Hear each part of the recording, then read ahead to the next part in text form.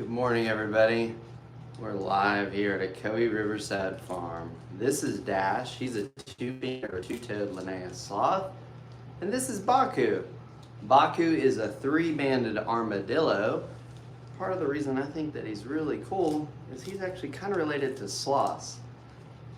And he's actually related to anteaters also. He's a Zathoran.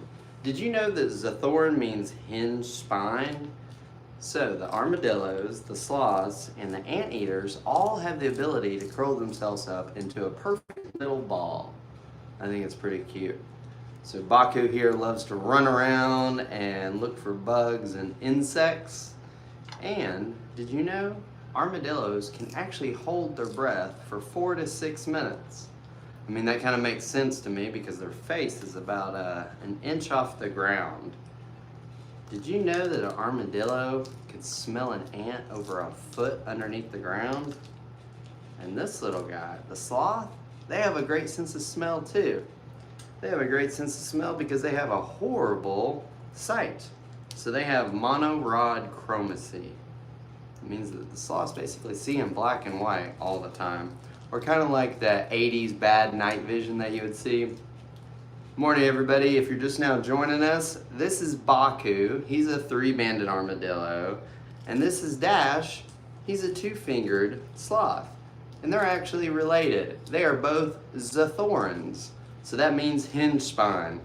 Also in that Zathoran group is anteaters. Anteaters are pretty amazing creatures also. We got something pretty exciting coming up this weekend here at the farm. We're going to be having a nativity. A live nativity. I think there's like 7 different stations. It was a free event and all the tickets are already booked, but we're gonna try to do some pretty awesome live broadcasts of this live nativity that we're gonna be doing this weekend. If you're just now joining us, we're live here at Ocoee Riverside Farm. This is Baku. He's a three-banded armadillo and he's related to sloths. Sloths, three-banded armadillos, and giant anteaters are all Zathorans. So Zathoran means hinged spine. So just how you can see how he keeps opening and closing, that's what they can do. Those 3 animals are the only mammals that can ball themselves all the way up into a perfect circle. Baku, short for Bakugan. I think he's like God's original little transformer. We're hoping to get a girl one and name her Shaka Khan. Pretty sure that'll be awesome. We could have some cool walkout music. And look how beautiful his little scales are right there. So his outside area is called his carapace. And it's made up of the same material as our hair and nails. And you can see how he's beautifully and wonderfully made, just like us, by our Creator, God. And he made it to where the head and the little tail all nest together perfectly. And then when he opens up, his little ears pop out. What state are we in? We're in Benton, Tennessee, halfway between Chattanooga and Knoxville. We're right on the banks of the beautiful Ocoee River, and we have covered wagons that you can stay in. Now, Baku's not going to be your roommate, but if you want a roommate, you can stay up there, which is up above Flash's enclosure, and you get a sloth for a roommate. So, if you're goo-goo about sloths and you want a sloth for a roommate, come on out to Ocoee Riverside Farm and stay in the sloth suite. It's a luxury suite, has 3 master bedrooms, 2 hidden bunk rooms set up just like Chronicles of Narnia. I mean, like you open up the wardrobe and you go in. There's no Mr. Thomas and no light pole yet, but maybe we could add that. But it's really cool because you walk inside the bunk room and then you can look down and see baby kangaroos and camels. And then there's another hidden tunnel with like glow-in-the-dark fish tanks. Do I own all them? No, I work here. I work at Ocoee Riverside Farm. John and Donna Warner own the farm, and we are licensed as a zoo by the USDA. So what that means is we have a USDA exhibitor license. So for all intents and purposes, we are classified as a zoo by the USDA. Unlike a zoo though, we prefer hands-on experiences.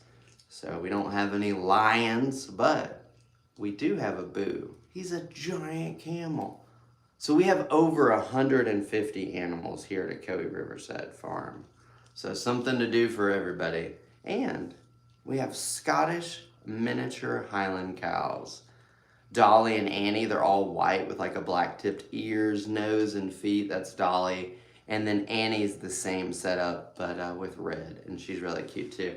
I'm gonna set Baku down, let him get some exercise. I don't like to hold on to him for too long because he's an animal and wants to run around.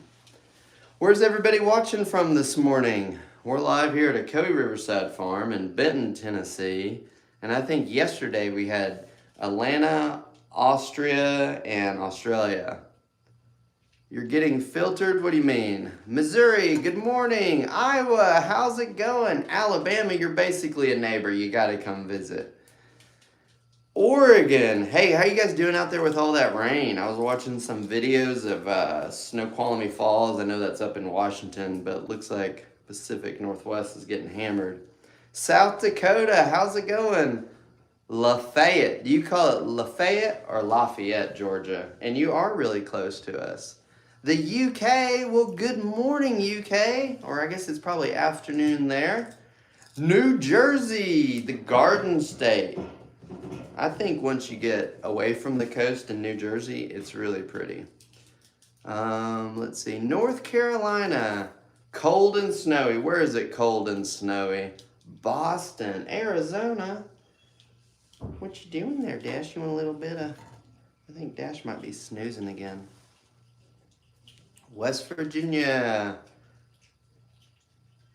Las Vegas, Michigan. Good morning, everybody. We're live here at Coe Riverside Farm, and this is Dash. He's a two-fingered or two-toed Linnaeus sloth, and if you've ever wanted to come hold a sloth, you can. Here's a cool thing about sloths. They actually have 46 ribs, 2 sets of 23. And the reason that that is really important is they actually have a connective tissue all inside of them, and it's attached to all of their ribs and to their organs. The reason that's really important is they fall out of the tree from 100 feet probably once a week in the jungle. So when they hit the ground, all that connective tissue helps to keep all their guts in place. So you know, like when we get in a car wreck and it's that secondary impact that really injure us, sloths don't get that because God designed them with kind of like an internal seatbelt. I think it's pretty amazing. Hey, Carla in Texas. Do they smell like popcorn? No, that is not this animal. That is not a kinkajou. I can't remember, but no, it's not this animal. Turtletown. Hey, Amy in Turtletown, you're right up the road from us. You just open the app and your spirit animal is here. Well, get this, guys. We have 4 sloths here. Dash is kind of the middle child. He weighs about 7 pounds. And then we have baby Chloe. She's only 7 months old and weighs 2 pounds. Flash, our adult sloth, he stays up there, way up there, in a giant 2-story enclosure. And here's the really cool thing. If you've ever wanted a sloth for a roommate, you can come stay here in the sloth suite. Are we at the Coe in Tennessee? Yes, we are right on the banks of the beautiful Coe River, and it is gorgeous. Did you know just upstream of us, the 1996 Olympics were held? So there's so much to do here. From whitewater rafting to kayaking, paddleboarding, hiking, mountain biking, bird watching, or just chilling with sloths. It's up to you. You live by Harrison Bay, that is a beautiful area over there. Gorgeous. Can they swim? They do. And sloths can actually hold their breath for a really, really long time. It's been reported that they can hold their breath for up to 30 minutes. Now I hear that and I'm a little bit like, I don't know about 30 minutes.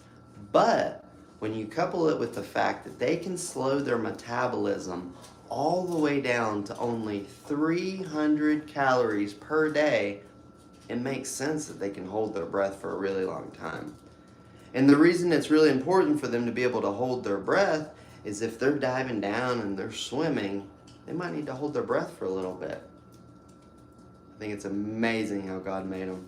Can you see the armadillo? Sure, when he comes cruising back by, I'll grab him. I'm living the best life? I think so. I'm pretty blessed. Can they swim? Yeah. You love the education? Well, you are welcome. Do we have Fennec foxes? We sure do have Fennec foxes. Maybe I'll go grab one in a second. Someone was requesting the armadillo. So this is Baku. He is a 3-banded armadillo. And this is Dash. You want a little bite, Dash? Dash is like, no, I'm checking out that armadillo. Good morning, everybody. If you're just now joining us, we're live here at Kawi Riverside Farm. This is Baku. He's a 3-banded armadillo. We're hoping to get a girl and name her Shaka Khan. So we'd have Bakugan and Shaka Khan. We think there'd be some pretty cool walkout music. His outside area is called his carapace. And you can see how he tucks all neatly in there. A little trick he likes to do is he'll open up a little bit, and then if you try to get something in there, he can slam it shut. And he can slam it shut and so tight with so much force that it's like being shut in a car door. And you don't want that to happen, so don't put your finger in there, it's not gonna feel good. John likes to reach in there and tickle him. I'm not quite that brave, but he does like it. And he likes little back scratches too. He loves back scratches. You like that, Baku? And I like how his little ears tuck in. And he's all tidy. Keeps his little mobile house. You can pet it. Come visit us. Good morning, everybody. If you're just now joining us, we're live here at Kawi Riverside Farm. And this is Dash. And he's a 2-fingered or 2-toed Linnaeus sloth. I thought he might want some of that. No. Let's see. Do you want some of this, bud? Oh yeah, he likes the crunches. Where's everybody watching from? Yesterday we had Australia, Atlanta, and Antarctica. I was like, yes, get all the A's. I'm gonna have to get Dash a little bit more food. Virginia, South Carolina, New York City, love it, up in the Big Allo. Michigan, Honduras. Down there in Honduras, have you seen any sloths? I bet you have. Good morning, Craig in Florida. Good morning, everybody. If you're just now joining us, this is Dash. He's a 2-fingered or 2-toed Linnaeus sloth. And I'm Kevin. I'm looking for the armadillo that was cruising by. So as soon as I see it, I'll grab it again. And we'll probably actually go grab oh, there he is. Look at this, guys. This is an armadillo. It's Baku. He was back there playing in the shavings, and he's like, oh no, you got me. Good morning, everybody. If you're just now joining us, this is Baku. He's a 3-banded armadillo. He is one of only 2 armadillos that can ball themselves all the way up. And this armadillo, the sloth, and the giant anteater are all related. They're all Zathorans. So what that means is hinged spine. They kind of have that ability to curl themselves all the way up into a ball. We're located in Benton, Tennessee, right on the banks of the Kawi River. We have over 150 animals, sloths, armadillos. We even have baby kangaroos that you can bottle feed. I know, it's really cool. Oh look, he's sticking his little head out. Oh. His outside area is called his carapace. And it's made up of the same material as our hair and our nails, keratin. And you can see that it just perfectly fits all together. Las Vegas, Nevada, good morning. Good morning, everybody. We're live here at Kawi Riverside Farm. And this is not a Pokemon, but it looks just like it. His name is Bakugan, or we call him Baku. And we're hoping to get a female and name her Shaka Khan and have some great walkout music. If you've ever wanted to come visit a Kawi Riverside Farm, you can. We have lodging for over 50 people. We have covered wagons right on the banks of the river. And get this, you can cuddle, for real, you can cuddle a sloth inside your wagon, cabin, or sloth suite. It's pretty cool. Morning, Michaela. Good morning. Let's see here. They are so cute. 10 degrees Wisconsin. Holy cow. You're so far? Well, that just means you get to take a longer vacation. That's all that means. You're in Ohio. What do armadillos eat? Lots of bugs. Lots and lots of bugs. Guys, we're going to be doing a sloth encounter starting at around 10 a.m. So if you'd like to see what a sloth encounter is like, keep following. A really amazing thing that we're doing this weekend here at the farm is a live nativity. There are tickets, but they've already all been booked. But we're going to try to live stream as much of that live nativity as possible. And I think it's going to be pretty epic. We're actually going to have Mary riding a donkey. Hopefully that donkey stays on the straight and true and doesn't lead to more exciting. So follow along this weekend on Saturday and Sunday, and we'll be doing some lives of that nativity. Is he scared? No, he's not scared. This is Dash, and he's a two-fingered or two-toed Linnaeus sloth, and he's just chilling. This is what sloths do. They just like to relax and hang out. So if you've ever wanted to hold a sloth, you can do that here. Someone actually had a heart rate monitor on when they were holding the sloth, and when they started, their heart rate was like, I don't know, 80 beats per minute. And by the time the end of that encounter was finished, their heart rate was down to under 50 beats per minute. How old is he? He is 16 months old. Flash, our adult sloth, he's 7 years old. Zoe will be 2 here in like a week. And then Chloe is about 7 months. Was the armadillo scared? No, the armadillo doesn't get scared because he's running around with all this awesome battle armor all the time. So, he doesn't get scared of too much. And if he does get scared, he'll just ball up and roll away. But he knows that when I pick him up, he just balls up. If I just sit here for a minute, he'll eventually kind of open up and be like, hey, there he goes. See? You see his cute little nose sticking out? He's smelling. He's like, is there an ant buffet out here? I'm ready. He is so compact. Guys, there are only 2 armadillos that can ball up into perfect little spheres. The 3-banded armadillo and then the southern Brazilian 3-banded armadillo. I pretty much just think they're cousins. It's like Alabama and Georgia. So, that puts him in the superorder of Zathorans.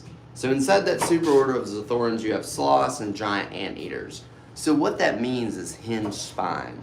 So they're the only mammals that have that ability to curl themselves all the way up into a ball. You're from Amarillo? Well, that's awesome. You need some armadillos in Amarillo. But there's a lot of armadillos in Amarillo. Guys, the armadillos that you see in the southeastern or southwest United States, those are 6, 7, 9-banded armadillos, and they have the long tail, and they don't have the ability to ball themselves all the way up. So a little bit of difference there. He is really cute. 6'7", what, Rock? Good morning, everybody. We're live here at a Coe Riverside farm, and this is Dash. He's a two-fingered or two-toed Linnaeus sloth, and if you've ever wanted to come hold a sloth, you can do that here. Someone was asking about Fennec foxes earlier. We do have Fennec foxes. And get this. Do you guys want to see a Fennec fox? I'll go get them and we'll hold them. We have Finn and we have Gwen. And they are the cutest things ever. Some of the other really amazing things that you can do here at a Coe Riverside farm is bottle feed a baby kangaroo. You can ride a giant camel. I mean, he's huge. Ed is the biggest camel in North America. He's over 7 feet tall, and we even had to cut a hole in a stall to fit him through. So, come do a camel ride. Kids love it. And I think probably the biggest smile I've ever had is watching a grandma ride the camel because she was so happy and smiling so much. She said that she'd been wanting to ride a camel since World War II. So, that's a minute, and I think she fulfilled her life dream. Who's chopping onions? Well, that's Michaela, and she's chopping them sweet potatoes, and she's real good at it. And I chopped some earlier. Right, Michaela? Michaela zones out because I talk so much. Is this a Coe, Tennessee, or a Coe, Florida? We are in Tennessee. We are right on the banks of the beautiful Ocoee River, and our covered wagons are lined up all along the river. It really looks like they're getting ready to do like the Oregon Trail or something. It's awesome. They all have fire rings right at the little wagons, and each wagon has air conditioning, which you don't need right now, and it has a heater. So you're not gonna get cold, but it's really neat. If you look out the front door, and you can see the beautiful Ocoee River. You unzip the back window, and you're looking out at camels, llamas, alpacas, kangaroos. It's pretty cool. And there is a kids' playground down there by the wagons. Well, I say kids' playground. Okay, when it snowed, I did play on it a little bit, but it was really fun. Go get a fox? I know, I'm working on it. I gotta get up the motivation. That's what it is. Can you see some more animals? Yes, sir. Give me 1 second. I'm gonna go grab Finn, the Fennec fox. You're getting a flying squirrel? Well, that's awesome. All right, I will go get Finn, the Fennec fox. And he's really cute. Are you guys sure that you want to see a Fennec fox? I don't know. No, keep the sloth? I don't know. We got a lot of decisions going on here. Let's have a vote. Should we stay with the sloth, or should I go get the Fennec fox? I don't know. You're here for the sloth? How about we do both? Do you guys want to see a Fennec fox and the sloth? We can make it happen. All right, let me go find that Fennec fox. Sorry, I have an armadillo attached to my leg. Give me 1 second.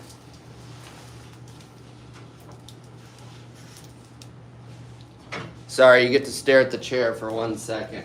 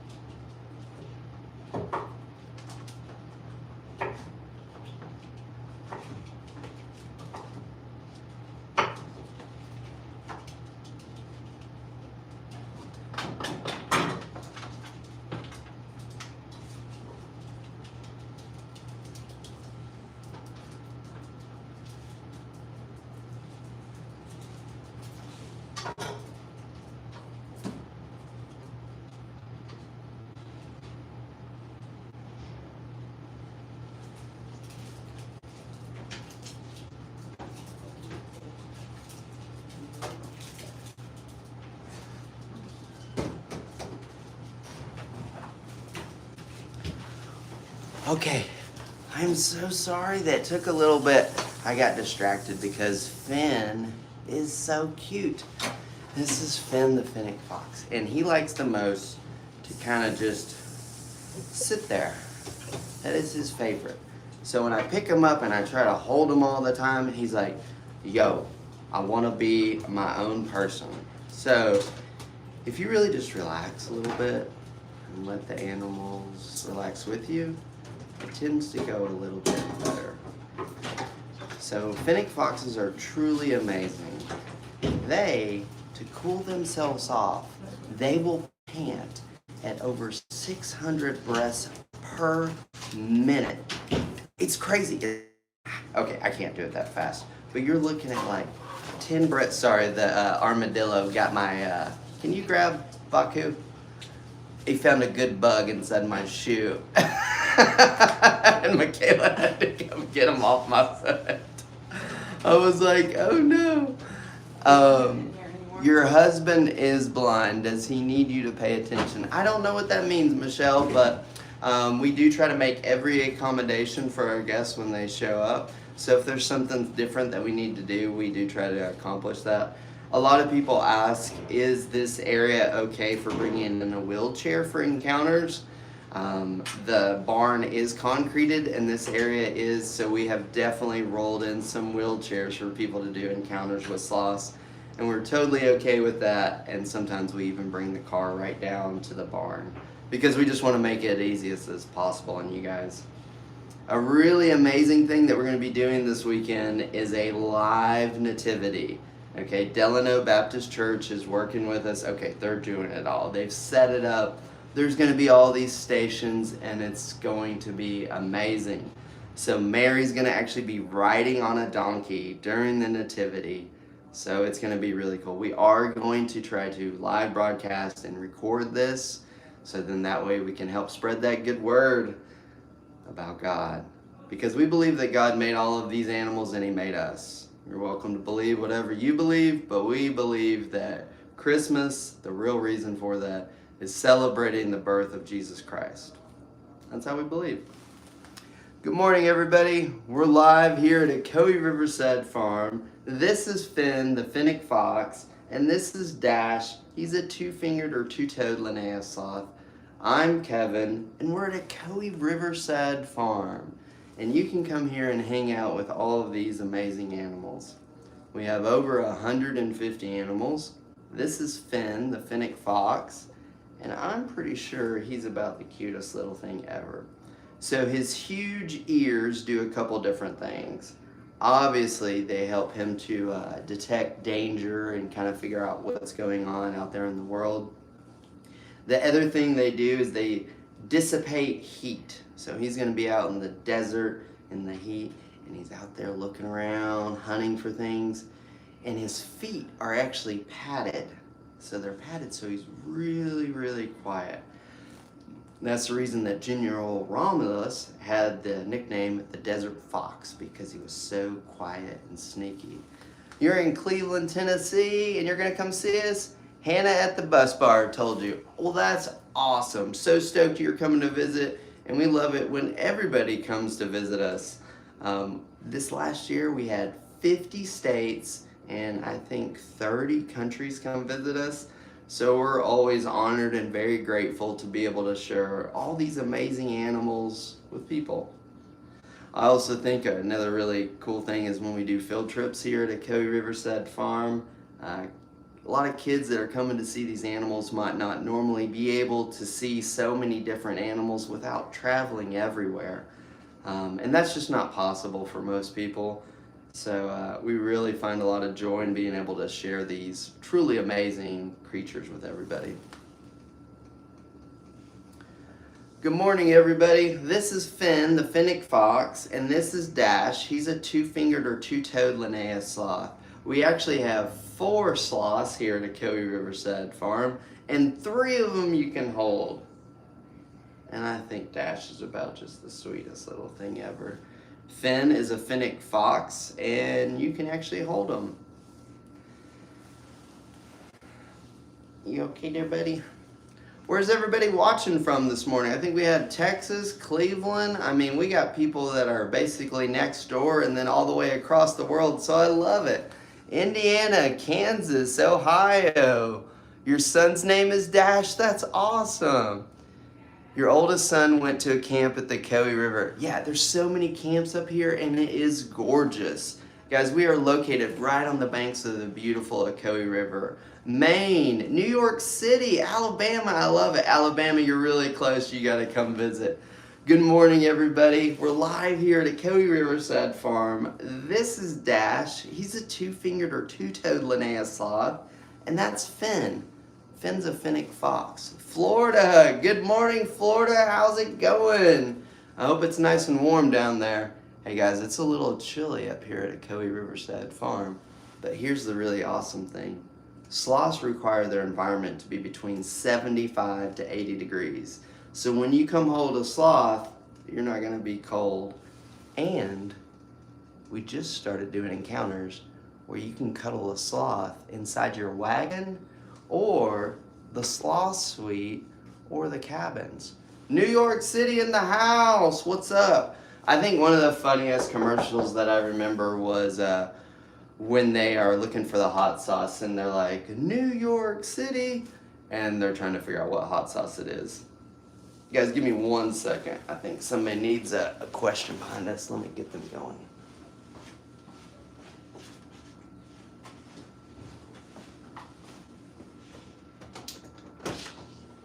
Hey. Oh, hey.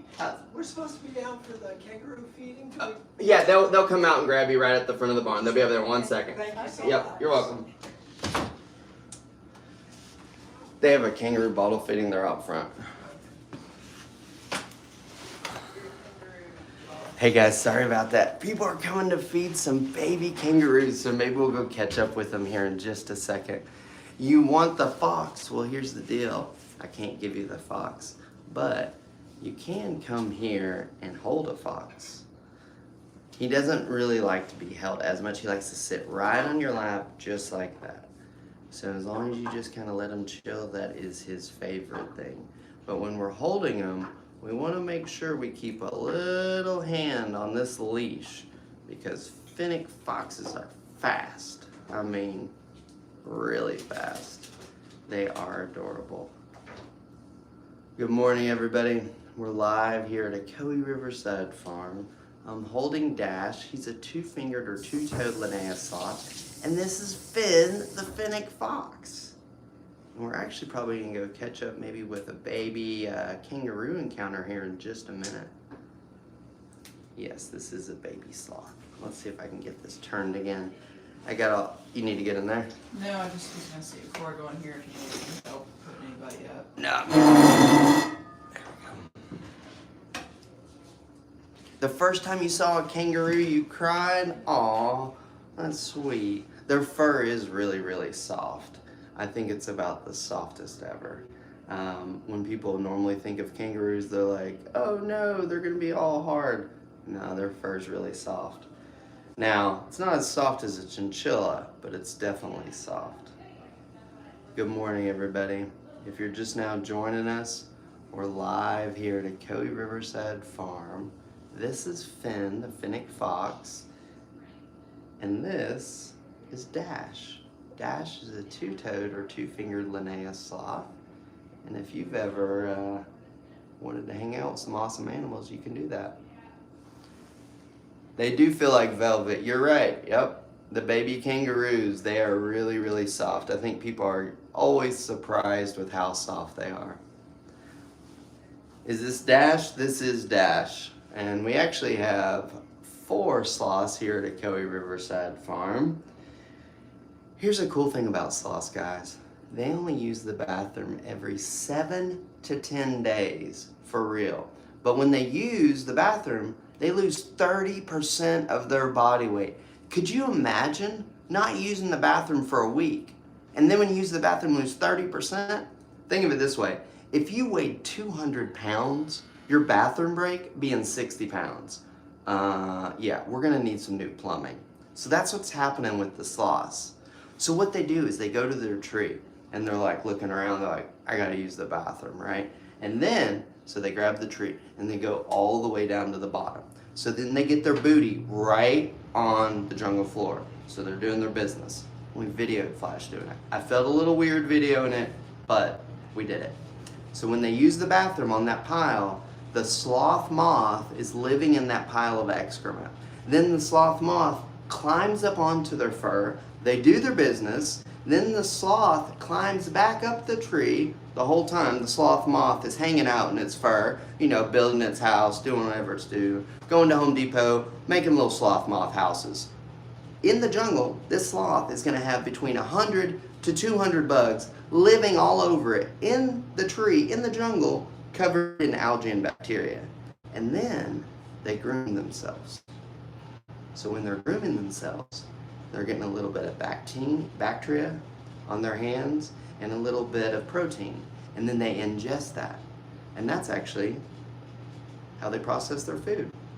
Sloths process their food through a bacterial process, unlike humans, which use enzymes. It's truly amazing. It's a full symbiotic relationship.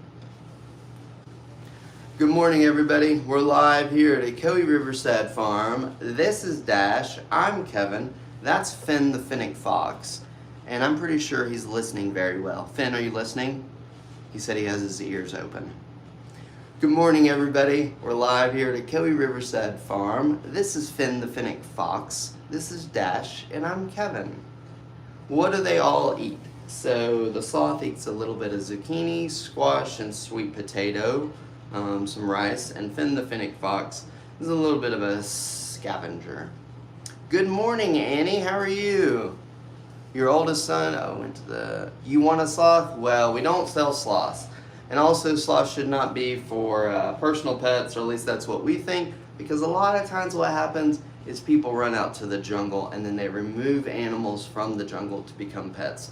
None of our animals were ever in the jungle, and we know that for a fact because his first sloth was an injured sloth from over 30 years ago. So that sloth was injured and could not go back to the jungle. So from that point, as a veterinarian and an expert in sloth care, he's been raising sloths for over 30 years. So we're very sure of their lineage and sure of the fact that they were not removed from the jungle. The reason places like Costa Rica and Honduras have made it illegal to hold sloths is sometimes people were running out into the jungle and just removing sloths from the jungle and then encouraging other people to hold them or sell them or different things like that. Are you gonna see the kangaroos? Yeah, we'll go see the kangaroos here in 1 minute. We'll do it probably about 5 or 10 minutes before 10 o'clock, and then at 10 o'clock, if you guys wanna see what a sloth encounter is like, keep following along or check back in, and Michaela will be doing a sloth encounter with some of our guests. Your husband is from Honduras? Well, that's awesome. It is beautiful there. Good morning, everybody. We're live here at Ecoe Riverside Farm. This is Dash. That's Finn the Fennec fox. By the way, Dash is a sloth. I'm Kevin, and I'm a human. You want one? Well, we don't sell them, but you can come and hang out with them here at Ecoe Riverside Farm. We have over 150 animals, and we have lodging for over 50 people. Never seen a sloth hug somebody? Well, here's the cool thing. You can come get a sloth hug. Can you guys imagine getting a sloth hug? What do you think it feels like? Even if it snows? Yeah, if it snows. Even if it snows outside, we have to keep it warm in here. Sloths require their environment to be between... Flash is coming down right now. Right behind you. Like to go to poo-poo? Yes, he's pooping right now. Ooh, okay, guys, we are going to watch the poo-poo.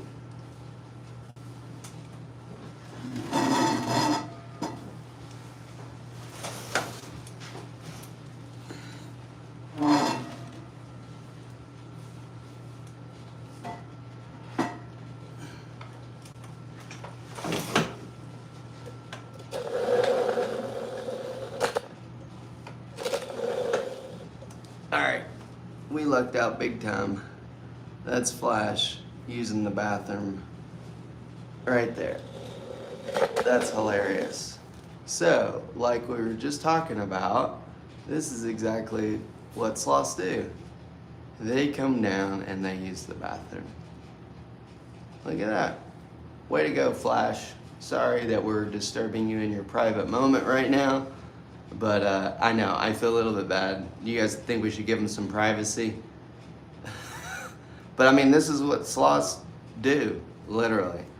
They do a little dance. That's it, exactly. So, yeah, if you guys are ever curious about how a sloth uses the bathroom, this is what they're doing. And we're live here at Ecoe Riverside Farm watching a sloth poop. Yeah. And the Fennec fox and the other sloth, they feel a little bit weird about this, I guess. Are we in Tennessee? We are in Tennessee. We're in Benton, Tennessee, right on the banks of the Ecoe River. Why doesn't the fox blink? I think they get really focused. Good morning, everybody. We're live here at Ecoe Riverside Farm, and Flash has decided to use the bathroom right there. Just be glad that you guys don't have a smell coming through on your end. Good morning, must be good. He's still pooping, I know, guys. This is not a fast process. If you were expecting something exciting with sloth pooping, you went to the wrong channel. This is about what it's like. Climb down onto me, sort of. Let's see how it goes.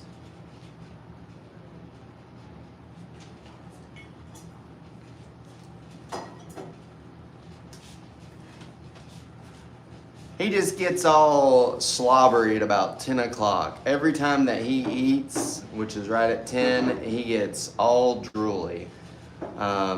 I am giving him some privacy because that smell just hit me, and it's intense. So, and then maybe he'll come out. Let's see if I can. All right. There we go. All right. Doing the tripod with one hand is always interesting. What smell? Yeah, the sloth smell from when he was pooping. It was a bit intense. All right. So when I brought in Finn a little bit earlier, you could see that he was shivering a little bit and getting relaxed. You see how comfortable and calm he is now?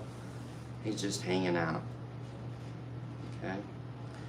We're live here at Akoe Riverside Farm. This is Finn, the Fennec fox, and this is Dash.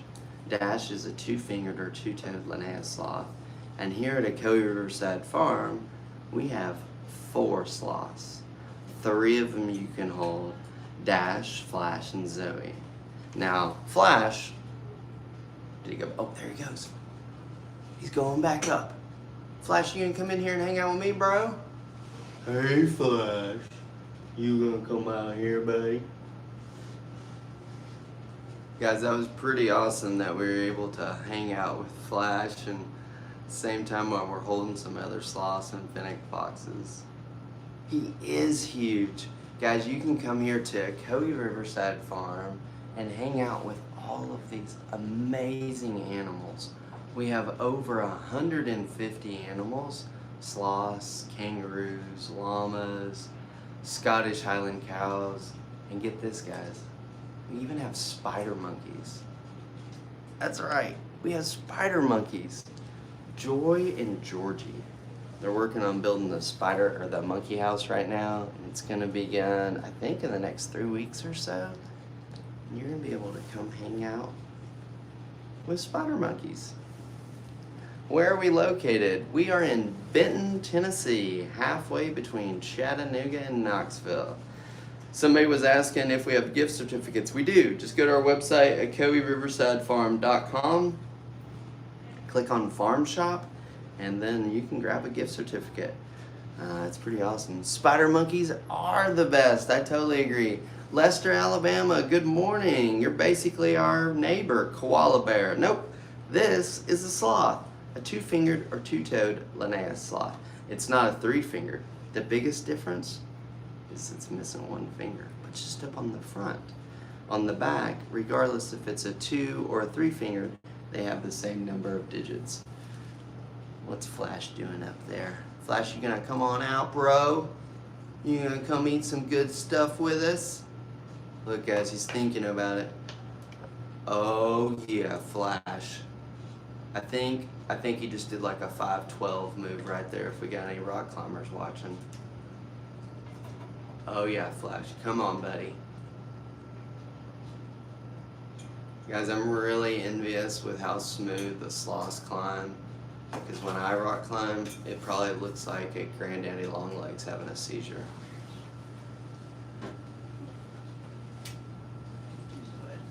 Do I think it's healthy for them taken out of their habitat? They were never in the jungle. We would not remove animals from the jungle.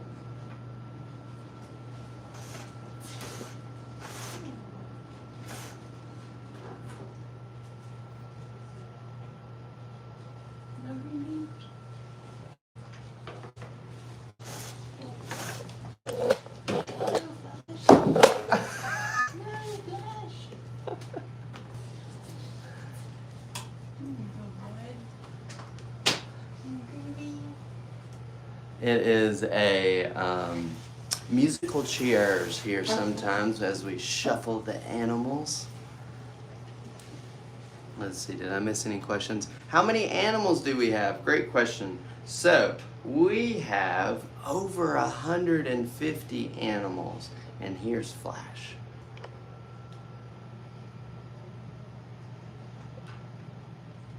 That's Flash. Flash is our adult male two-fingered or two-toed Linnaeus sloth, and he's 7, and he is kind of what started it all here at Akoe Riverside Farm. So come on out and visit us. It's going to be amazing. You want to see kangaroos? All right. Let me work on putting some of these animals in different places. Give me 1 second. I'm going to let you hang out with Flash while I do that. And then we'll go check on the kangaroos. All right. This pose is called the Sloth hang. So if you guys want to try that while he's doing it, feel free to follow along.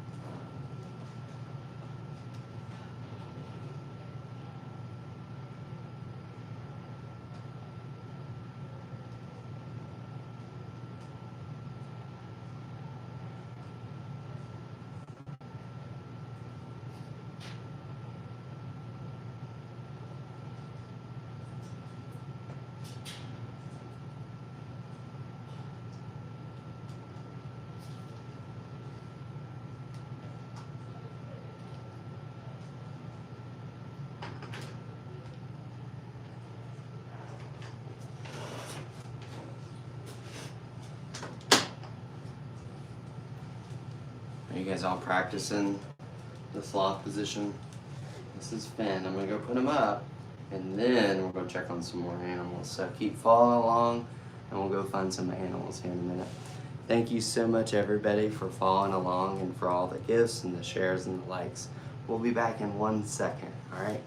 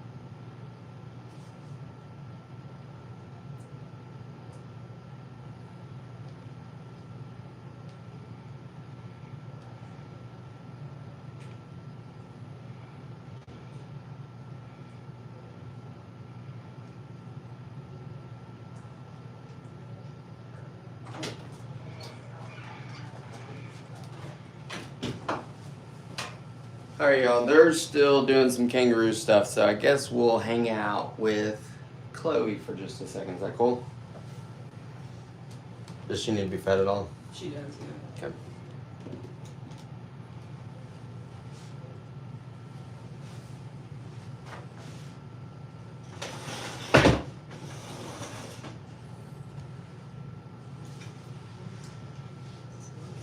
I can't breathe. I can't put you in the picture. Hey guys, this is baby Chloe. She's our youngest sloth, and she's only about 7 months old. She weighs 2 pounds, and I'm pretty sure she's the cutest little thing ever. So if you guys ever want to see what it's like to experience holding a sloth, come on out to Kobe Riverside Farm and hold some really cute animals. They eat about 10% of their body weight every single day. So 10%, people are like, oh, that's not too much. But think about it this way. If you weighed 200 pounds, could you imagine eating 20 pounds of food a day? I couldn't. It'd be crazy. Let's see if we can turn her around just a little bit. Where's everybody watching from? We're live here at Kobe Riverside Farm. I'm gonna see if I can turn the cute little baby around. She likes to be on my arm, I think better. There we go. Good morning, everybody. We're live here at Kobe Riverside Farm, and this is Dash. Excuse me, this is Chloe. I was just holding Dash. Dash is a lot bigger. Chloe is a 2-fingered or 2-toed Linnaeus sloth, and she's only about 7 months old. Sloths have 46 ribs, 2 sets of 23. And the reason that that's so important is they're gonna fall from the jungle trees, like 100 feet up in the air once a week. Could you imagine falling from 100 feet up in the air? That's what happens with sloths. So what they're doing is they're looking for the freshest leaves. They're going down to the ends of the branches. They're like, is this one fresh? And then they find a really fresh one. It's probably at the end of the branch. And then they're reaching out and they're about to eat it. And then maybe a harpy eagle or a jaguar reaches out and runs and jumps on them or jumps on that branch. And then the branch and the sloth and the jaguar are going to go crashing down to the ground. But the sloth is going to survive it. And the reason that the sloth is going to survive that fall is the 46 ribs and the connective tissue that connects its organs to its ribs. So when we have like a car wreck or something like that, we get another secondary injury from when our guts hit everything. So sloths don't get that because God designed them in such a wonderful and beautiful way so that they can survive. I think it's truly amazing. Did you know that the sloths that lived a really, really long time ago were huge? We're talking so big that they couldn't even really climb trees. So these massive sloths we can thank for guacamole. And the reason I say that is that they would eat avocados and they would burrow and they would make these huge tunnels. And then at the end of all those tunnels, they would find wild groves of avocado trees. So if you like good guacamole, we're talking that fresh kind, you can thank the sloths of old for spreading those avocado seeds. I was meant for this? Well, thank you. I enjoy it. I feel very lucky. You called your husband at work and told him you're going to Tennessee. Well, that's awesome, Nat. I think y'all have fun. And there's something for everybody up here to do. So we do horse rides. You can fish in the river. The Hiawassee River's just upstream of us. So if you got somebody that loves fishing, that's a great spot for it. There's a glider port just north of us. So if you got to get some adrenaline out, that's a great option. We have mountain biking, rock climbing, or just relaxing by the river. So no matter what your fancy is, we have it in the area, unless it's a gigantic shopping mall. No gigantic shopping malls. A lot better about being outside and relaxing. Good morning, everybody. We are live here at Coe Riverside Farm. This is Chloe and I'm Kevin. We have a couple awesome moderators that really help us out a ton. We have Sis and we have Lorraine, and they do an amazing job at catching a bunch of questions that we can't always get to, and really trying to keep the experience wonderful for everybody. So I appreciate that and all the hard work that they do. We'll go check on the kangaroos here in 1 second because I think our encounter starts at 10. I've managed to put Michaela to sleep. She's working on another project right now, so she's right out of the frame. But if you guys could see her, her eyes are 80% closed. Good morning, everybody. We're live here at Coe Riverside Farm. I'm about to put Chloe, the cutest little sloth ever, up. But we're going to go out there and check on some baby kangaroos. And they're really, really cute. All right, let me put baby Chloe up, and we'll go find some kangaroos. Thank you so much for following along and all the shares, likes. We really, really appreciate that. As we roll into winter, it is a little bit colder outside, so we have to crank that heat up. Sloths require their environment to be between 75 to 80, sometimes even 85 degrees. So we don't want them getting chilly. We're not throwing a North Face hoodie on them. We just gotta keep it warm. All right, let me put Chloe up. We'll go find some kangaroos.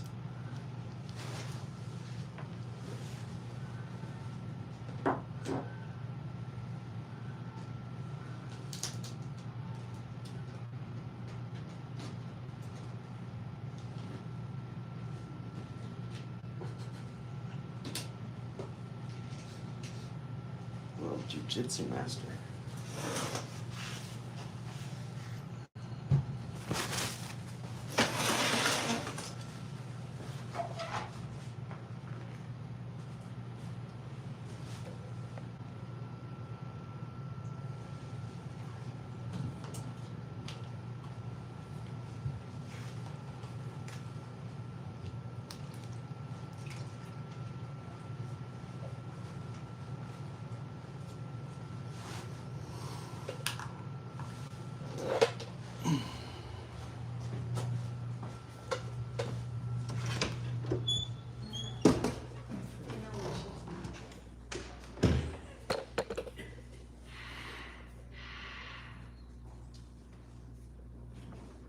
Is she getting the bottles ready for y'all? Yeah, they know. Awesome.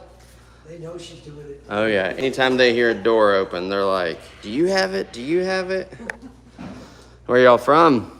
Blue Ridge? Oh, cool. Not far at all. No. We just ran up there to get some chairs the other day. Uh-huh. Somebody was switching out the colors of their Adirondack chairs. They didn't like their old color. Okay. So I said, I'll take your old color. Great. Have not? Have you been to eat at that the Toccoa restaurant right on the river? Yeah, we haven't been there in years, but we've been there No, before. well, Oh, you the talking? one in Copper Hill? No. No. Right in Toccoa, it's right on the Toccoa River. They Yeah. sell like fresh trout. Yeah, Yeah, we haven't been there for a long time. yeah. Cause it burned down. Yeah. That's when I went to it first before. Right, we did Yeah, too, we and then did they too, we rebuilt really it. liked it, and then they built it into a shishi kind of. It is kind of, cause I walked in, I was like, This isn't the same. did we do a little veil up in here? Yeah. Yeah, it's a Yeah. little more bougie than it Yeah. was, so, Yeah. The food's still good, but I was like, what is this? yeah. We actually live in McKaysville. Oh yeah. Yeah. Yeah. Which you had to All drive. right. Yeah, oh yeah, they know. You can tell they knew, yeah. They heard you in the kitchen fixing them up. They're very nosy. Yeah.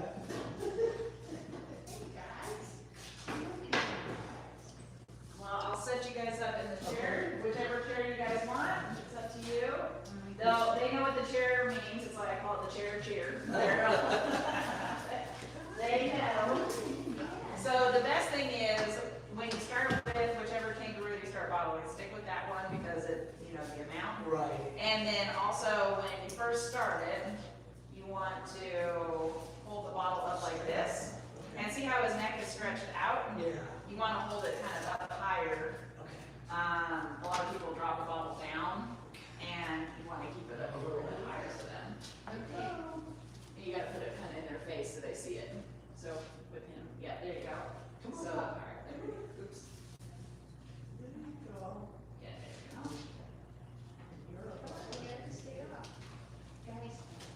You can, if you sit down, you can pull them toward you.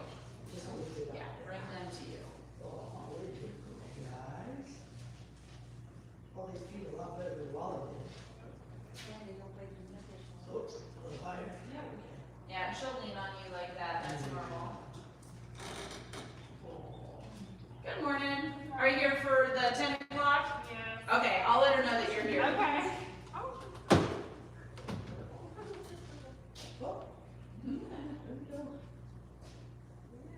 Yep, so bring her towards you. Yep, so. You. There we go. Make her wait one more second. Come on, baby. Yep, keep it over for you so that she comes to you. There you go. A little higher? Okay. You just don't want the back of their head to be on their back like that. You take breaths, don't you? Yeah, you stop to take breaths.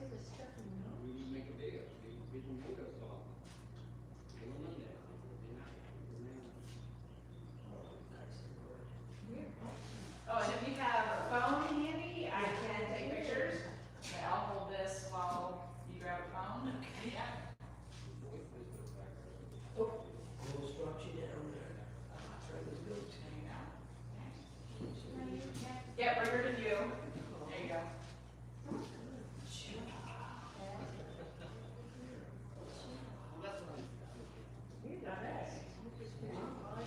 All right, 1, 2, everybody look at me, smile. Awesome.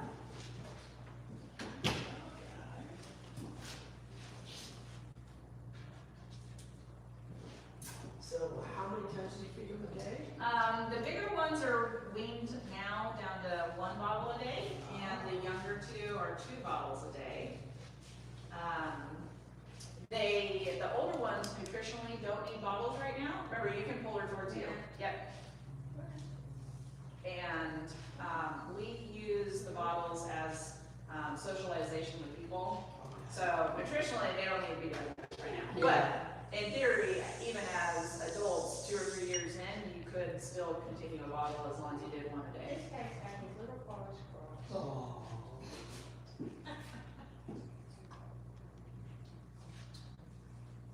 This is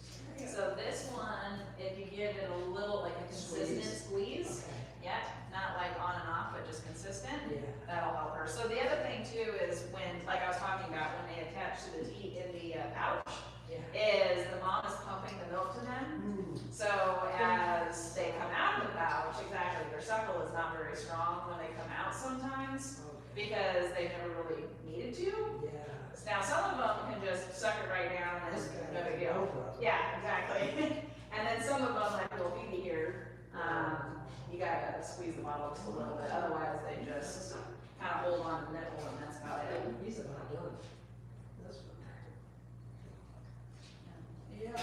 Yeah, she's always the first to finish. Do you get her? Yeah, get to that, we'll Okay. switch yet. And then I'm gonna put her up so that way she doesn't try to steal Everybody everybody else. else's bottle, exactly. Come on up, honey. There you go. Try to get a little mic. Thank you. Oh, the tortoise. Yeah.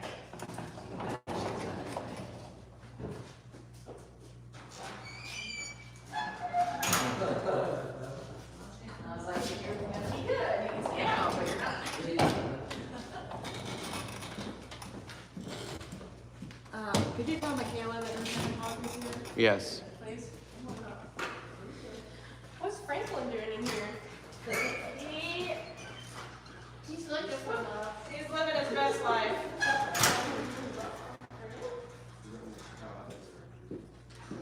The rules don't look. I bet they know this.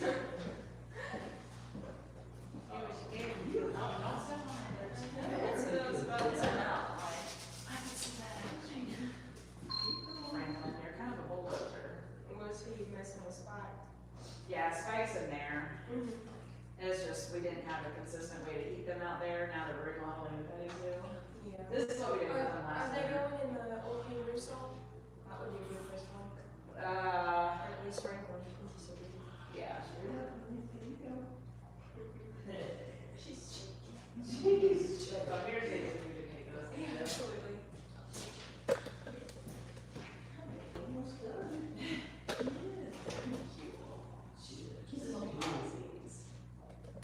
They remind me of, like little dog faces. As far as resemblances of other animals that they, like little dog. And they have, you know, how dogs have those little, like little holes on the sides of their Yeah. face. There you go. Little dogs. Are you done? I think so. I think you did it. That's it, Phoebe. Good job, Phoebe. Yeah. So she behaves, she can stay out. Don't try to take them. This is Max. I believe you chugged it, Phoebe. Yeah. Good job, Max. I thought you would have been the first one. Yeah, he's probably the slow one. Good job. Phoebe. Huh?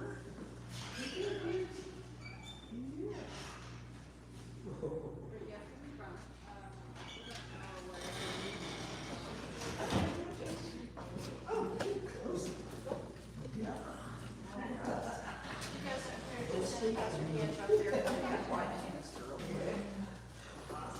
Do you guys have other encounters today? No. This one? Yeah, we get rid of this guys, Friday, Saturdays. And I don't think we have any encounters tomorrow because they're going to tomorrow. So we have everything blocked out. That's right. Yeah, you guys aren't too far from us. Yeah. Yeah, Blue Ridge is really pretty. Yeah. So, A lot of people miss Flash when they first come in because they're not expecting to look up, but this is Flash. Flash is our two-toed sloth. We're gonna feed him his breakfast this morning, and he's been kind of picky. He usually really likes the green beans, and so we'll see if he wants to eat green beans this morning. He would.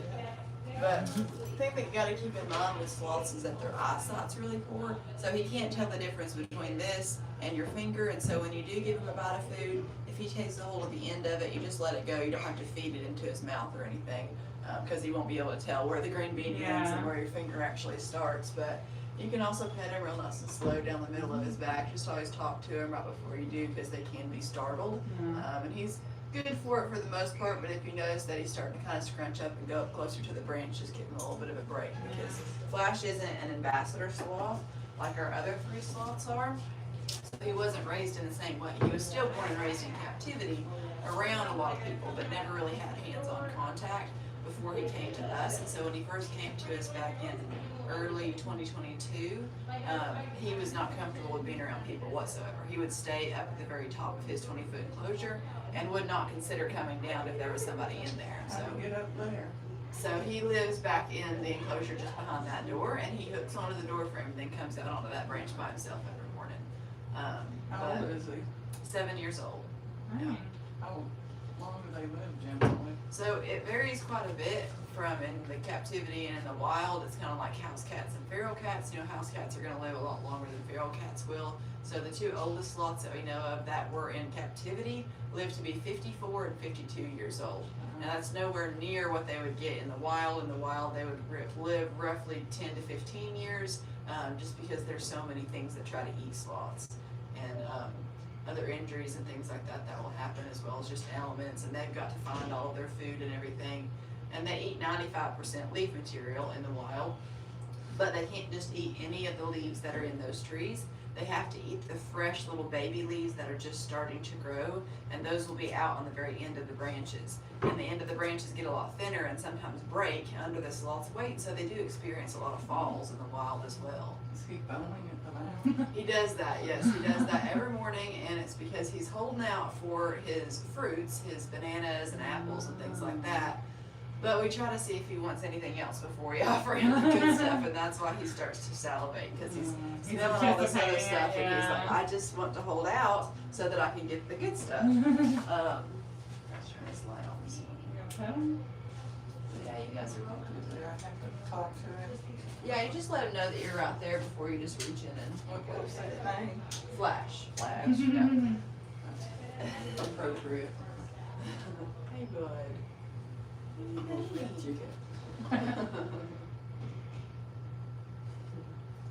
Now, in the wild, sloths would live very, very different lives than they do here. Obviously, they are wild animals, and they would have a lot of other animals trying to eat them. And not only that, but they would have an entire ecosystem that lives on their backs in the wild, full of moss and algae, different types of fungus and bacteria that will be living back there. And that's because for a sloth that has essentially no defense mechanism, they really rely on disguise to be what's going to be, what kind of helps them just blend into the rest of the rainforest, try to help them stay hidden for the most part so they don't have to deal with any animals trying to eat them. What do you think, hello. You waking up? Oh, hey. You got my fruit. What do you think, buddy?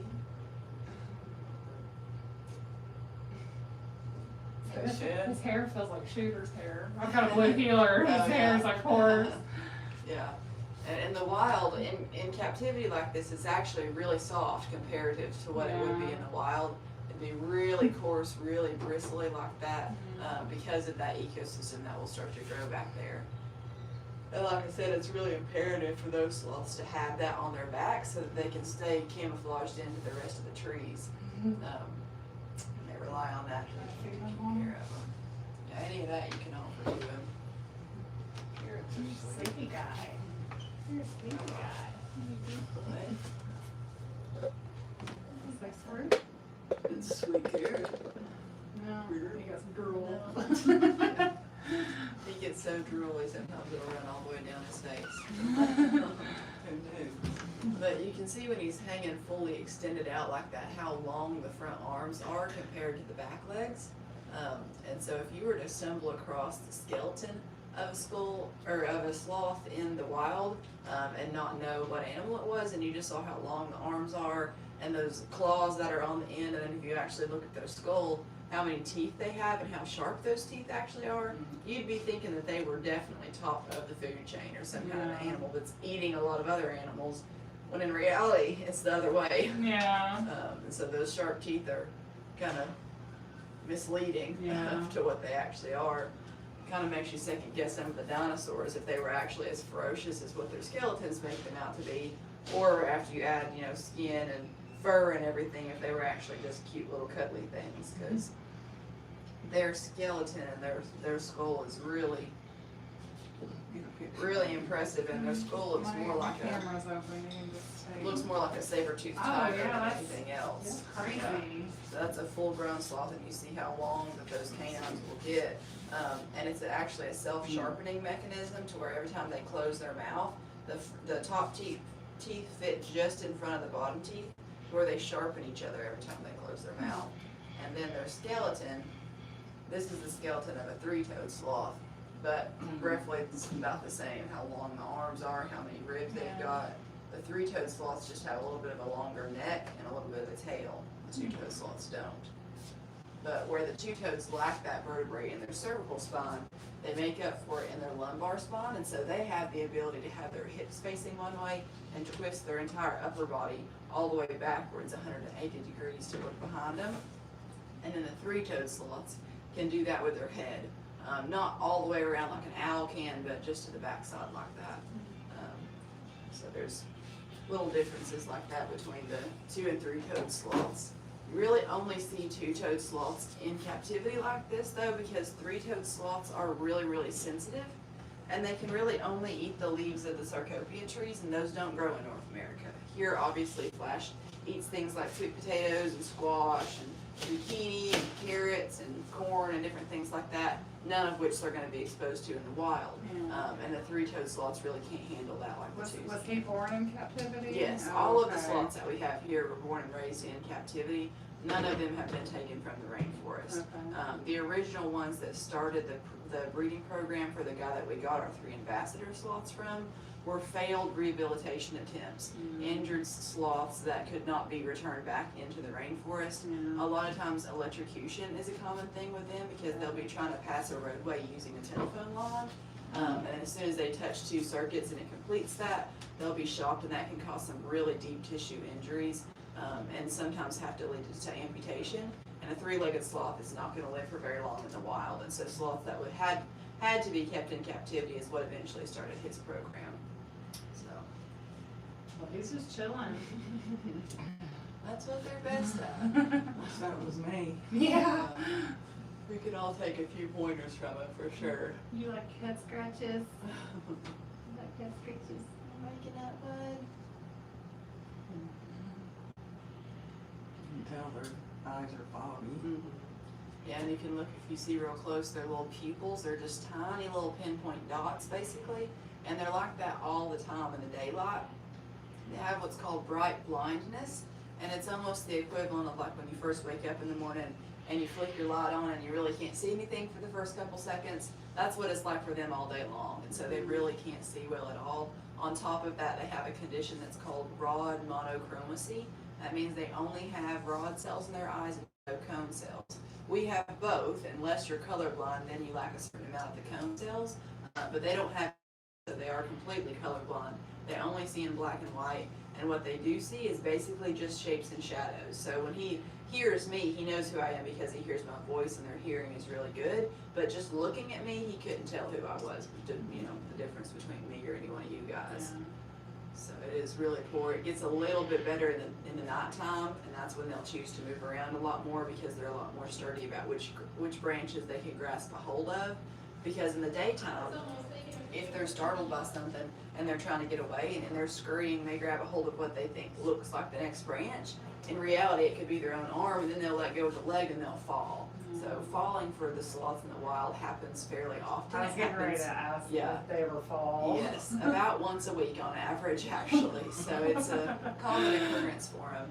But it's a good thing that the sloths are kind of built like trucks on the inside. Despite what they look like, he looks really spindly and really fragile, like he'd be very easily broken. When it's actually on the contrary, they can actually survive falls from up to 100 feet in the air and be completely unharmed. So when the sloths start to fall, they start out upside down like that, but they'll slowly turn themselves around and all 4 limbs will go straight out. So it kind of slows them down, and then they fall like a pancake. They hit the ground completely flat. Their rib cage basically will just kind of flex down under their body weight, and then they'll bounce back up. So their bones are also very different than ours. They're more similar to kind of bird bones, but way stronger than bird bones because they can survive those falls. They don't really break bones as easily as we do. Their calcium phosphorus levels are very, very different, and in between their bones is almost like little spongy plates that enable them to just kind of bounce and take that the pressure from that fall. They also have a total of 46 ribs, so that's double what people have. And with all of those ribs, there's a lot of connective tissue that's holding all of their internal organs up against their body wall. And so when they hit the ground, they don't really sustain internal damage like we would if we fell from that high, or even if we just got into a car accident. You know, the initial shock of our body hitting the steering wheel is going to hurt, and then our organs are going to slap against the front of our body wall. And that's where we're going to get a lot of the internal bleeding and different organs being really hurt by that. But they don't really experience that. They might be dazed for a minute or two, but then ultimately go right back up the tree that they fell from and start their day again. Another super cool thing about sloths is actually the way that they digest their food. Sloths will use a bacterial process to digest their food and not an enzymatic process like we do. And we're born with the enzymes that we use to digest our food later on in life, unless you have some kind of a pancreatic disorder. But the sloths are not born with the bacteria they require to digest their food, and so they have to get that from somewhere. And around day 3 of the baby sloth's life is when they first start to be interested in solid food, and they'll take the first few bites of solid food from the mouth of the mother while she's eating, and they'll kind of lick her in the corners of her mouth, and they'll kind of kiss each other back and forth and kind of swap some saliva back and forth. And the bacteria that mom has established already in her gut is also in her saliva, and so that'll be transferred over into the baby, where baby will get just a little bit of mom's bacteria colony to then start to develop their own bacteria colony.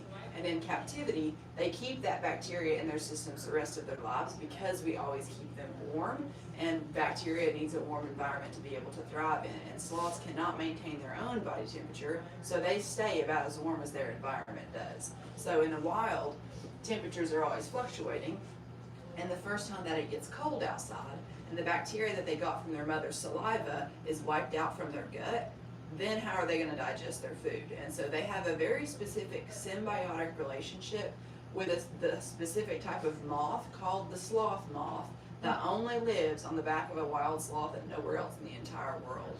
And it's symbiotic, meaning that the sloths need the moths and the moths need the sloths in order to survive. If either one didn't have the other one, the other species would not exist anymore.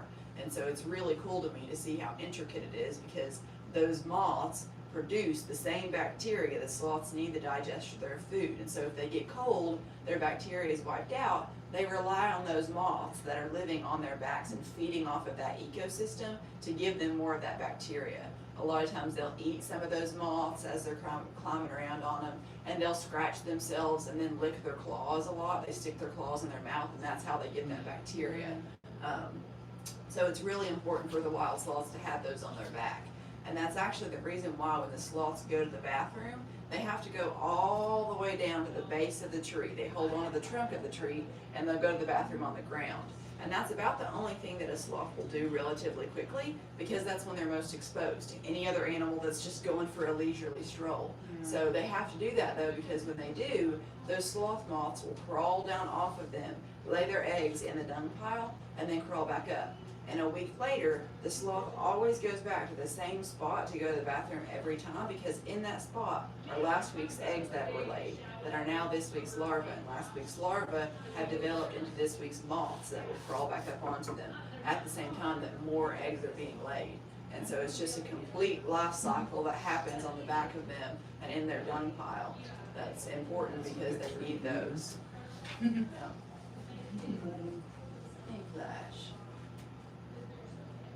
Gonna wake you up. Oh, I see his pupils. It's a spade, isn't it? But at nighttime, those pupils will actually dilate quite a bit to where you'll see more black in their eyes than you do color. That's super cool. If you're not expecting to see it, it can be fairly startling. What do you think, bud? Just sleeping this morning. He's knocked out. He doesn't want any food either. What do you think, buddy? Did you have a party last night and you're sleeping in? Goodness. Drool all around his skin. More to drop. Yeah. this Want a bud. carrot, bud? Got a little bit longer and I'll get that. So that's not my fruit. Or eat. Goodness. You gonna smoke the carrot? You don't want it? He's gonna hold out for all his fruit this morning, then he's Smell not gonna it, want to eat it. No, you snubbed it. Alright, let me squeeze in here and I'll see if we can't find some better things to give to him. Some better offerings. You can kick my purse out of the way. I wasn't Oh, no, sure that's where fine. to put it. No, that's fine. Let's see.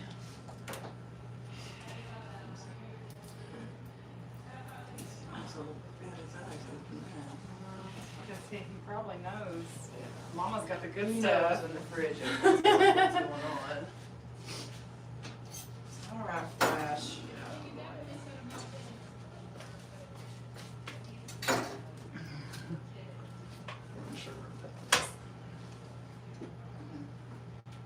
And a weird quirk about Flash is that he loves the peel of the bananas just as much as he does the actual banana portion. So I'll feed him this first bite just so you guys can kind of see how you feed him something smaller like this, but you gotta hold it kind of at an angle up like that, and then when he opens his mouth up, you stick it in, just be sure that you take your fingers back out afterwards before he starts chewing on it, yeah. Fingers out, Mama. I'm not gonna do it. You're not gonna do it? And I don't have to if you guys don't want to, it's, you can do it. I'm gonna do it. Get your camera open. Video me doing it. He's got it stuck to the You roof of gotta his hit mouth. the red. Still working on that one right That's now. the good stuff, bud. Oh yeah, gonna smear that all over the sides too.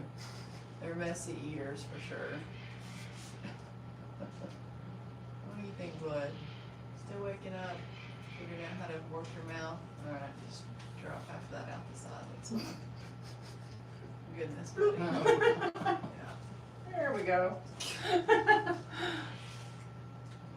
comes Cheers. another piece. Oh, Flash. I don't know, Oh, I get it's stuck. okay.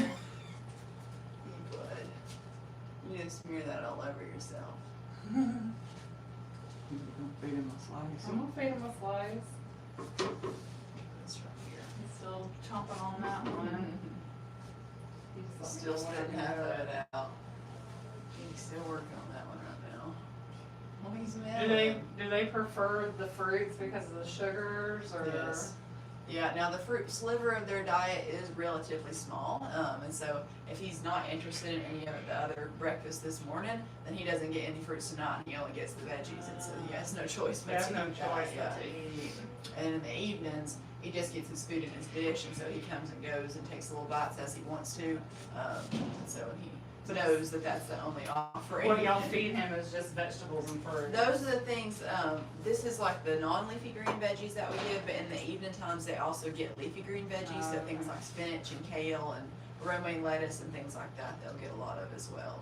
So in the wild, 95% of their diet would be leafy greens. In captivity, it's more of like 75%.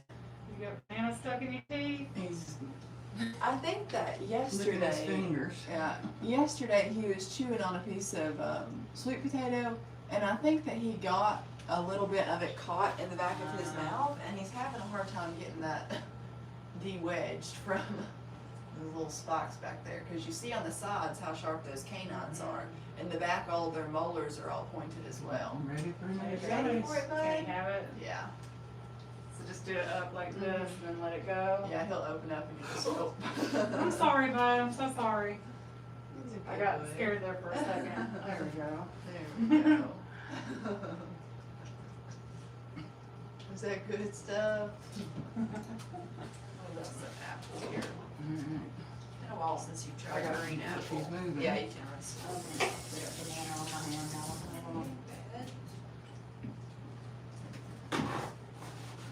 You don't want to feed one? Not really. Just do it. No. Why?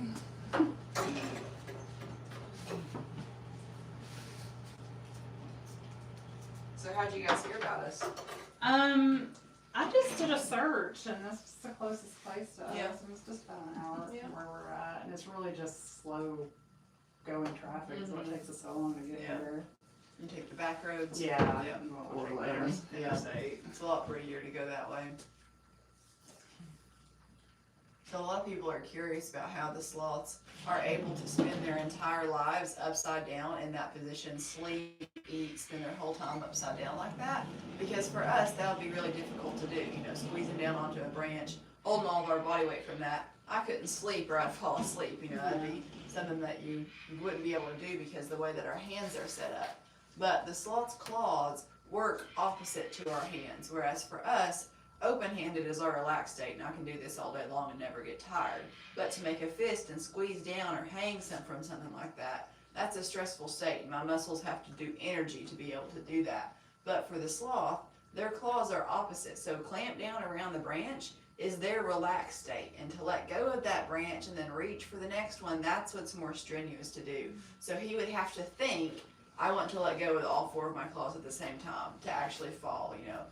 And so when they're sleeping, they're in their relaxed state, and so they stay upside down like that. So much so that if a sloth were to actually pass away in this position, they would continue to hang there until something rotted or knocked them off of that branch. So it's the same for us. This is just our relaxed state, and so when we pass away, we don't all of a sudden tense all of our muscles up.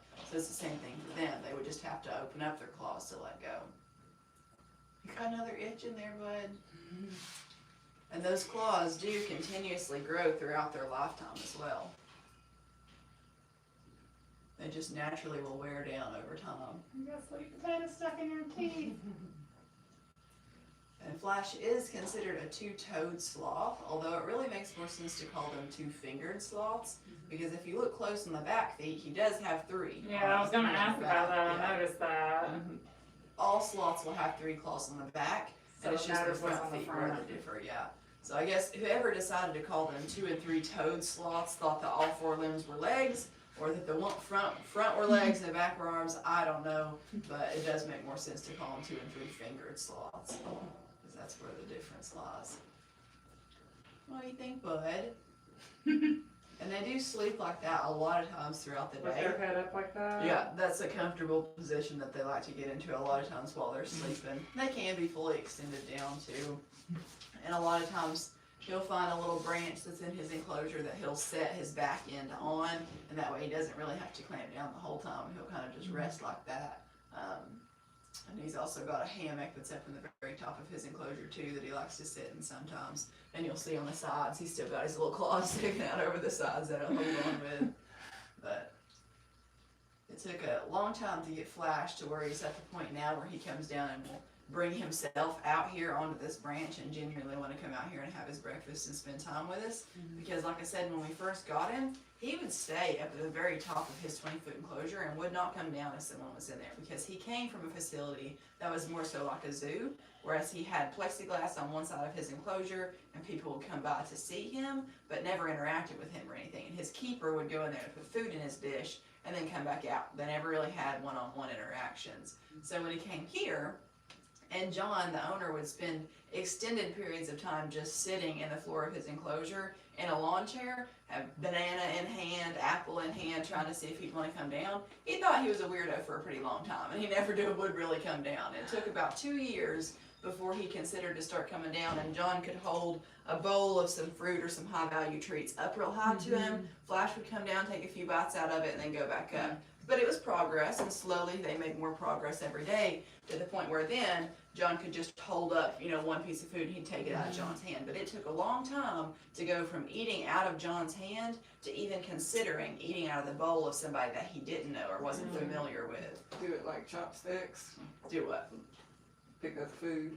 Oh, well, he can't. They can't really move those claws independently. He has to take it with his mouth. No. But John would just stand up with it, with holding on to it, and then Flash would come down and take it and go back up.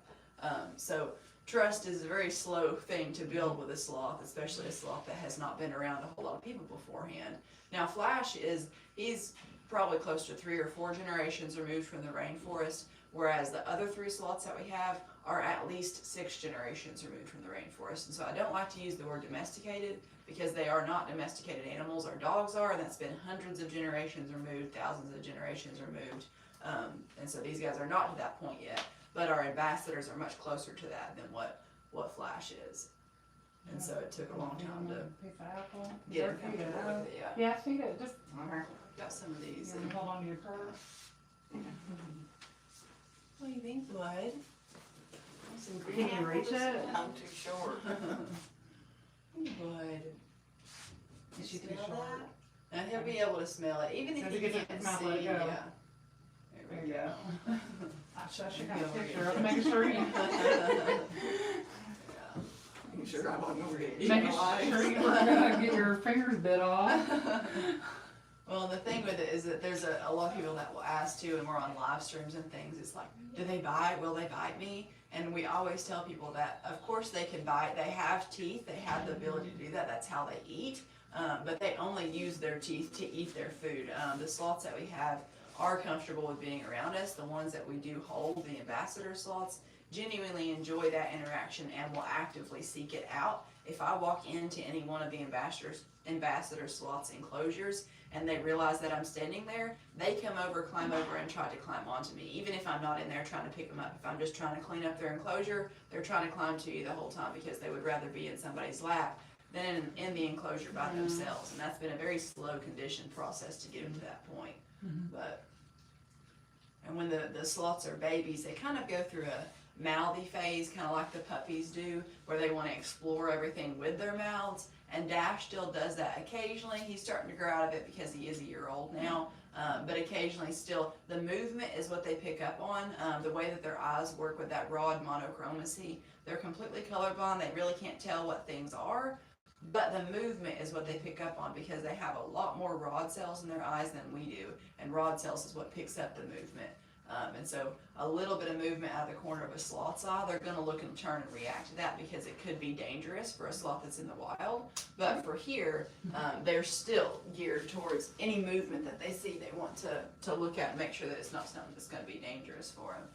And Dash, sometimes when he sees movement right beside him, he'll go over and he's like, is that something that I want to taste or explore? And sometimes you'll see him slowly as he's sitting in your lap, he'll look over and slowly start to go towards your arm and slowly start to open his mouth up. And if you see him do that, you just slowly move your arm away. That way he knows it's not something he can chew on. Because he does that a lot of times if you're sitting in that chair. He likes to chew on the armrests and will kind of lick around on those and nibble on those and everything.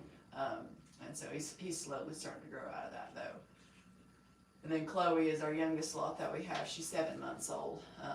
She's still, right now, we're still, making that transition with her to where she's slowly starting to transition from a little stuffed animal being her source of comfort to now people being her source of comfort. And that's how she actively seeks out the attention, and she sees somebody and she automatically starts to go to the side of the basket and starts to reach. And they can make little vocalizations and make a noise like, meh, meh.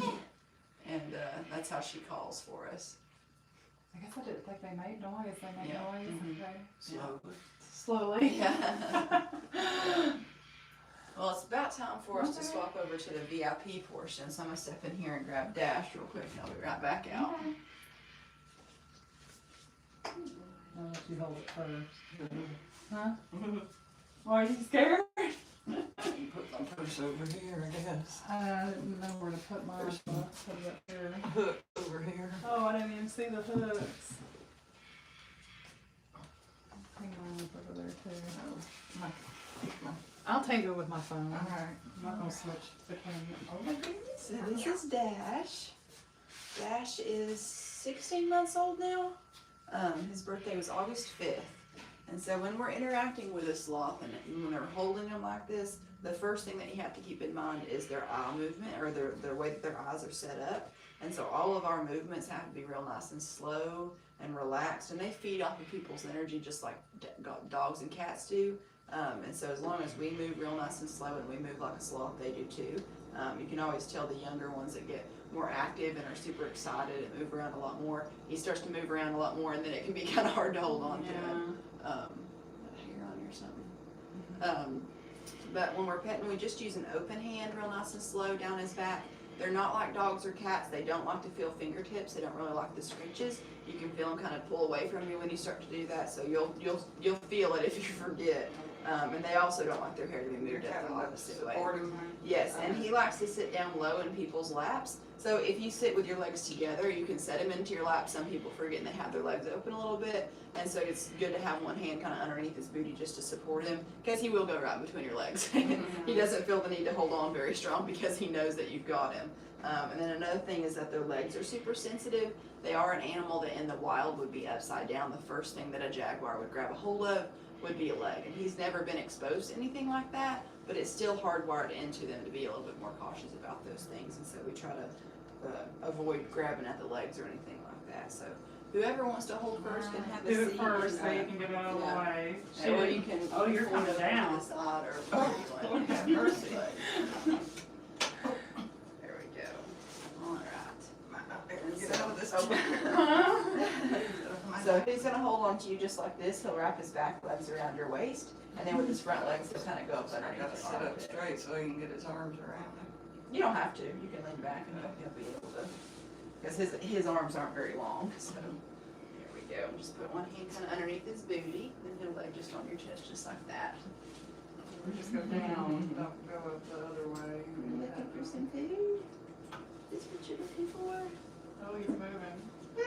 But you getting jealous of attention? He always does this when we bring another sloth out. He's like, is there some food down there now that you've got for me? And Flash loves this rice mixture too. It's just not a main part of his diet. Those make for some good pictures too. Oh, that's so crazy. So when they do that, when they reach down like that, that's a natural behavior that they would do in the wild. If they're reaching down, they'll grab an entire branch and pull it up to themselves and pluck off leaves off of that, just like that. Instead of having to go all the way back to the trunk of the tree, down and then back out the lower branch, they'll just extend down like that and grab a hold of it. Are you jealous now, bud? I hope he doesn't drop. Remember how I was saying earlier that he would literally have to think, I want to fall on my face right now, and let go with both of his back legs. He was hungry. Yeah, I was like, I got some good pictures. You know, late breakfast this morning. This morning was crazy. Everybody was running around like chickens with their heads cut off. Dash eats about 3 times a day. Just depends on how good his appetite is in the morning. If he eats super good and eats all his breakfast and about twice, but he's a messy eater too, so he'll drop half that on your chest, but it's just a little memory to remember. And if you wanted to, you could sit here too and hold this bowl and he can finish his breakfast. Lizard. You see a lizard? Oh yeah, it's an iguana. Hey, buddy. Oh yeah, you're enjoying that.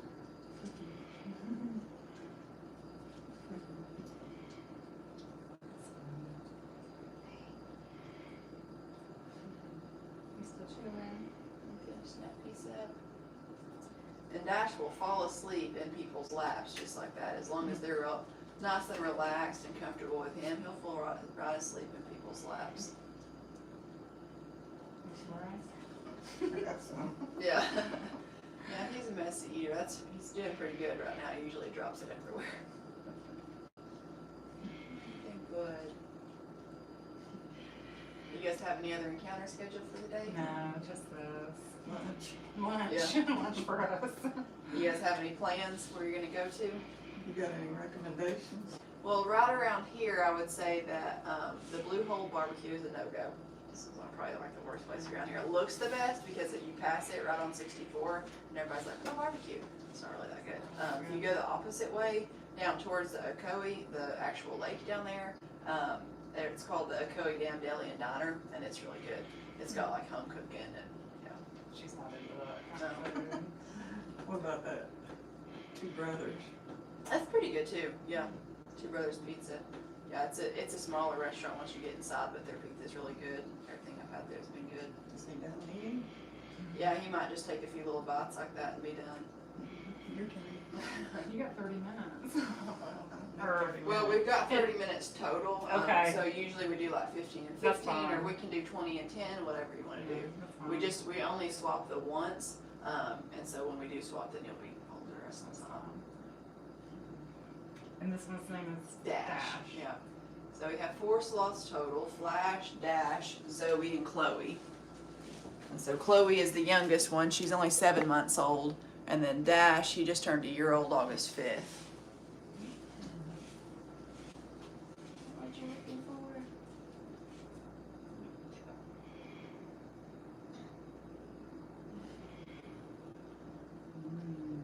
Flash is 7 and Zoe will be 2 next week sometime. So the young ones aren't born here. No, we got all 3 of the ambassadors, Dash, Chloe, and Zoe. All 3 came from the same facility, and they're completely unrelated. So that tells you good about how many sloths that he's got there. He's got a whole lot of them, and really is specializes in what he does. And he's actually a veterinarian as well. And so what started it, how those sloths that couldn't be rehabilitated and put back out into the rainforest, he was working directly with that facility with trying to rehabilitate those guys. Hey, Are you done? You got your fill? yeah. So you won't have to do anything at all, he'll just climb up onto me just like that and grab his little leg. You got some little gifts to take home with you now, those little pieces of rock. Save those for later. Jimmy might eat those. So it's up to you if you wanna sit in the black chair, the brown chair, whatever's gonna be more comfortable I'll for sit you. over here. Don't want her to go. My butt. Yeah. Alright.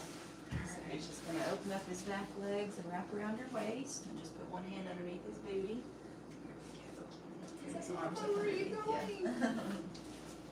And Dash has always been our most inquisitive sloth. Anything new that he ever sees around or movement that he'll see, that he's grafted towards, he always looks at. What do you think, Bud? What are you looking at? Where'd you go? And another thing that he'll do sometimes is lean all the way backwards. And if he starts to do that, it's completely fine. It's better to just let him lean back and do whatever he wants to rather than constricting him in. Because then he gets kind of like a toddler and he's like, I told you I want to lean back. You have to He answer starts on the pushing right up side. against you. Sweatshirt. He's looking for you. There you go. No. No? And even if they can't see what things are, they can always smell it.